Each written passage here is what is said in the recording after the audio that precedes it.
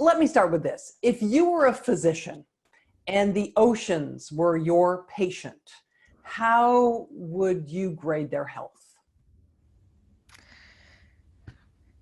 Ocean, you're in trouble. We really need some help. We know what to do. We just have to do it. Let's talk first about the trouble. We heard earlier from Janice Searles-Jones, who talked a little bit about ocean health, talked a lot about warming and acidification. I've heard them called the evil twins when it comes to ocean health. Would you agree with that assessment? Yes, we have looked at the ocean with gratitude for soaking up the warmth, soaking up the carbon dioxide, but that doesn't mean that it's gone away. In fact, it's generating additional problems. It's bought us some time, perhaps, but we humans have not really been attentive to what those problems really mean in going forward.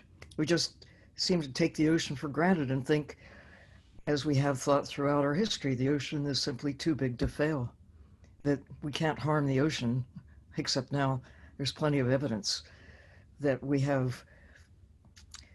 Well, we've invested so much in going skyward and understanding the world from looking down upon ourselves from high in the sky. We've neglected the ocean. It's costing us dearly that we have, in ignorance, put so much into the ocean and we've taken so much out of the ocean, just assuming that it's going to be okay. The ocean is too big. For us mere humans to alter its nature. But now we have the evidence. I'd like to talk to you a little bit about that evidence. I'm an ocean swimmer. I know where I swim, I've seen a difference. I've felt a difference. There are certain animal species that I saw when I was a child that I never see now. You, of course, have a real scientist's view of this.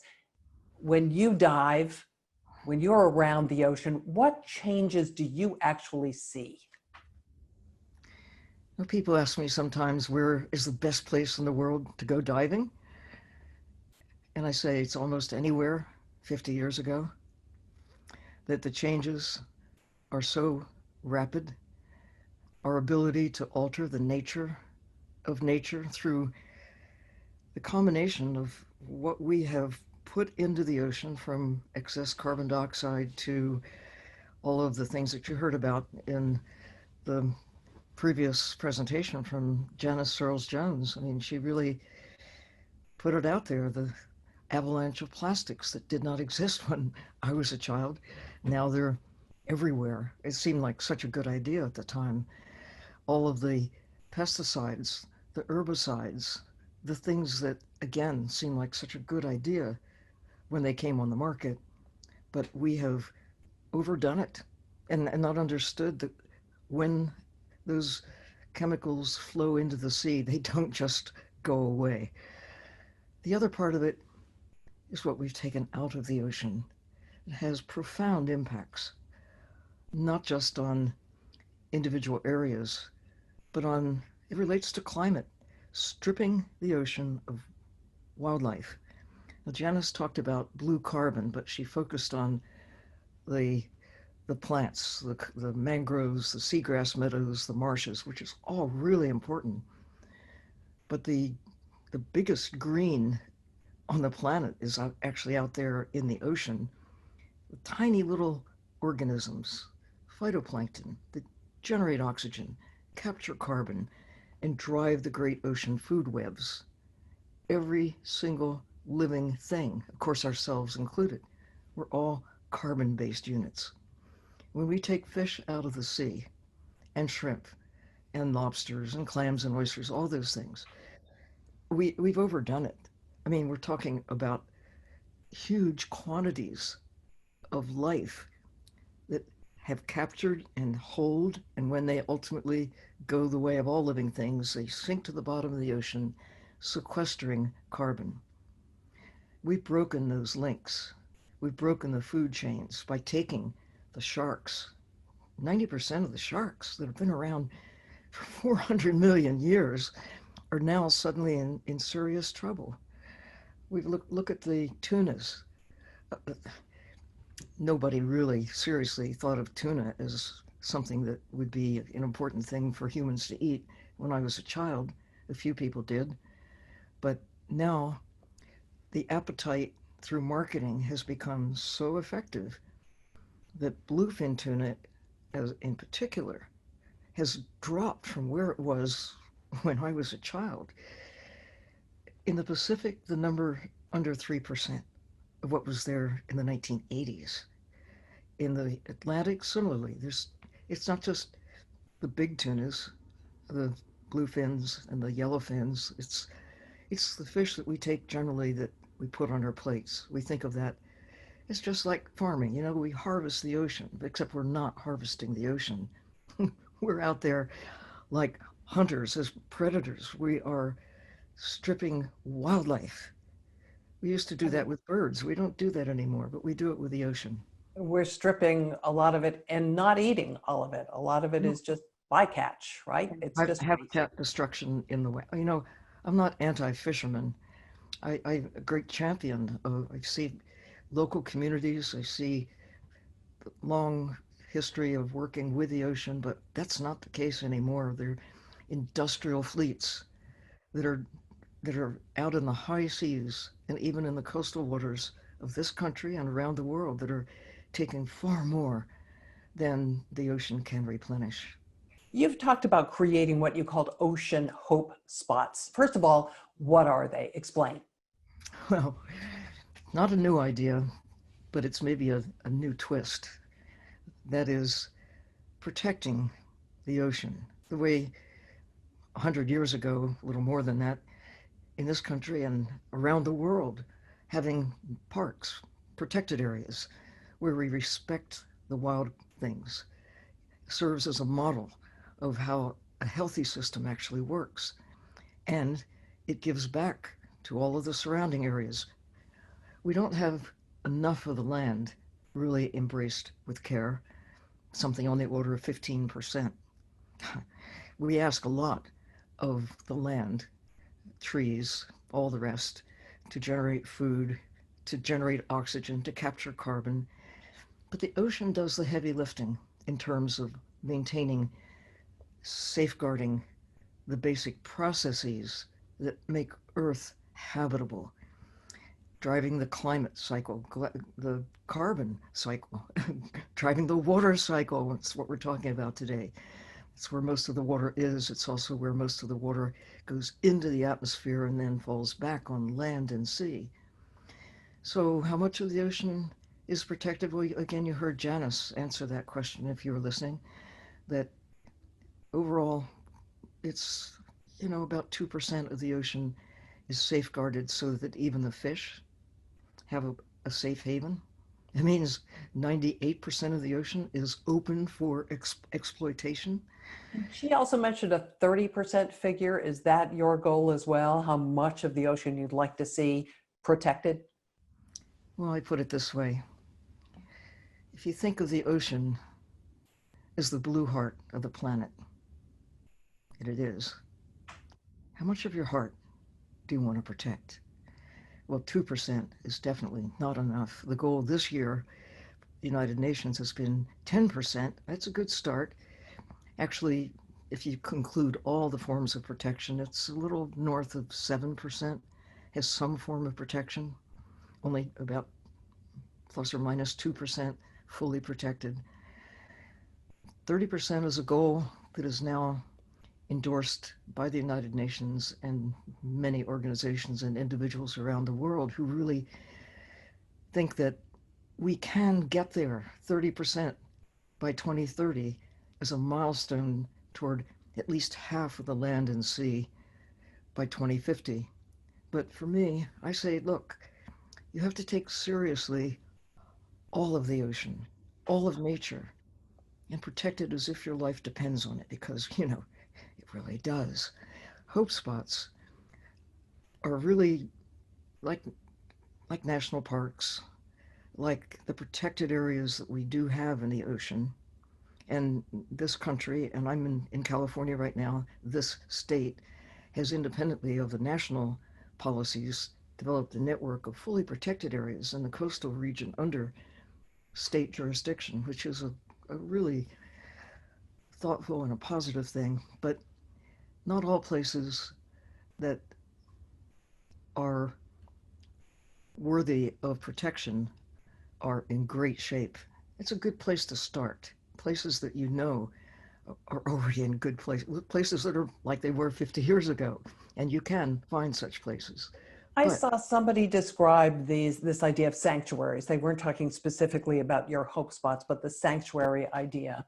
They described it like taking an aspirin to treat brain cancer. And it wasn't enough. no, but it's a big important tool in the box.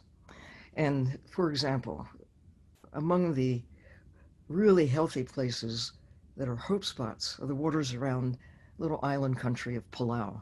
Diving there, it really is almost like diving 50 years ago. You see some changes, but that country has protected 80% of their entire exclusive economic zone, where even the fish are safe. 20% is used, but it's used with care. Suppose the whole world, including the high seas, that no nation independently owns, it's the global commons. How would you Suppose, police it? It seems to me there are an array of forces working against you. The fishing industry, the oh shipping yeah, industry, the mining and extraction industry. How do you politically and economically make it happen in this world? economically, it should be a no-brainer. We're subsidizing fishing. We're subsidizing oil and gas. We're now looking at the biggest land giveaway on the planet with deep sea mining issues in the high seas. Why are we continuing to make the same mistakes that have gotten us into this terrible place that we are today? If we could just, if we turn those subsidies into something positive for the fishermen who really need some help to transition to another way of making a living, although the biggest problems are not our local fishermen. The biggest problems are the high seas. It's illegal, it's the unreported, it's the unregulated, but it's also the legal fishing that is being allowed under the cover of we need to eat fish for food security. It's just an illusion. Nobody in Chicago needs to eat a bluefin tuna. I mean, we don't. And the methods that are used are terribly destructive. And it isn't just tunas, it's wildlife, wild animals that have a place in the ocean, a critical place for the carbon cycle, a critical place also for the nutrients that they give back to the ocean that fosters the growth of phytoplankton that generates the oxygen and captures the carbon. You know, these seem like big nerdy ideas, but one of the things that we need to really get over is, hey, this is easy stuff if you think about it. Kids get it. I, I mean, It takes photosynthesis. international cooperation, though, doesn't it? And is the world on the same page here, or are there just such a diversity of opinions and economic stakes that it's hard to mobilize and get forward traction? Once you understand and see it, you cannot unsee it. And there are solutions that really require mostly restraint of a lot of talk on this water discussion. All of it is about personal choices. Suppose you just give up eating tuna. Is that a big deal for you? Suppose, it's the marketplace. One of our partner organizations with Mission Blue, we have more than 250 partner organizations, this network of hope around the world, more than 100 hope spots with champions all over the world. But one of them is Wild Aid. And they say when the buying stops, the killing can too. You have the power of choice about what you wear, what you eat, how much water you use, how you live, times 8 billion. It really stacks up. So our appeal is really to you as individuals, and you, how you vote, you, what you support, and ultimately the laws will change. Right now we have laws on the books that were formed back when we thought the ocean was too big to fail. We have agencies that support marketing wildlife from the ocean. I mean, what's with this? We know better. We just have to do better. I want to get to a couple of the audience questions. We're almost out of time, but I want to squeeze these in. One person asks, our oceans have been heating up, something you've discussed. Is it too late to change the trend? Well, we can't go back to what was, but we can go make things better than if we just do nothing. We know the trajectory if we just business as usual. That's not good enough. We have to do everything we can to begin to move in the right direction. There is time, not a lot. We really have to take it seriously. Another question, has the pandemic cleaned up the oceans? I'm an open water swimmer and see here in New York City a change, cleaner water. And is it temporary? I know the air pollution that cleared up for a while is now coming back into play. I think the most important message that came to us is, a lot of people say, oh, it's not about us. These are natural trends. And, oh, there's nothing we can do. It's just too big. A few weeks and whales are coming closer to shore because there's less noise that would normally, offend them and keep them away. Our behavior has resulted in cleaner skies because, we've begun to shut down a bit. And in the ocean, well, it's a mixed story because the government, in an attempt perhaps to respond to a demand for whatever, opening up the ocean that has been protected to additional fishing. Like, no, it's absolutely the wrong thing to do. We've made some progress toward embracing the ocean with care, keeping safe havens for fish. Even fishermen get it, who are really looking at the future, that, yes, we can go out and take more fish now, and then it's over. Sylvia, I want to try and squeeze one more question in. What factors are preventing world leaders from taking responsibility over the negative human impact on the oceans? Well, the key is knowing. If you don't know, you can't care. And if you just believe what's the messages from 50 years ago, that the ocean is infinite in our ability to keep producing whatever we want to take and accepting whatever we want to put in, we have to use our voices, those of us who see. And I've had thousands of hours underwater actually seeing the difference. And all of those of you who know, use your voice. Don't keep it to yourself. Scientists are pretty good at not communicating with the public as effectively as now we must. I mean, divers need to stand up and say, you've got to come and see what I've seen. And once you know, it's hard to unknow. And that is a wonderful place to end this conversation. Sylvia, Earle, thank you so much for joining us here today. Thank you. Appreciate it. Thanks for doing what you are for the water.